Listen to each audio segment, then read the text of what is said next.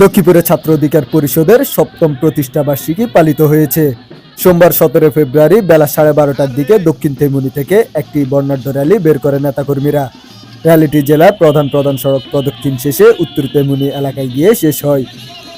ছাত্র অধিকার পরিষদের সভাপতি এনামুল হক ও সাধারণ সম্পাদক আরিফ হোসেনের নেতৃত্বে গণ অধিকার পরিষদের কেন্দ্রীয় কমিটির সাংগঠনিক সম্পাদক ইঞ্জিনিয়ার মুরাদ হোসেন, লক্ষ্মীপুর জেলা শাখার সাবেক আহ্বায়ক অ্যাডভোকেট নূর মোহাম্মদ, সাবেক সদস্য সচিব সার্জেন্ট অবসরপ্রাপ্ত মোহাম্মদ সুলাইমান, সাবেক যুগ্ম আহ্বায়ক রমজান আলী শিপন, যুব অধিকার পরিষদের জেলা শাখার সাবেক সাধারণ সম্পাদক সার্জেন্ট অবসরপ্রাপ্ত সাইফুল ইসলাম প্রমুখ।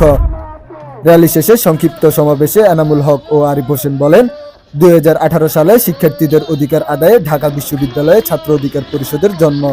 শুরু থেকেই শিক্ষার্থীরা আমাদের পাশে রয়েছে। আগামীতে যুক্তিসঙ্গত সকল দাবি আদায়ে ছাত্র অধিকার পরিষদ শিক্ষার্থীদের পাশে থাকবে। News desk, Lakshmipur Times.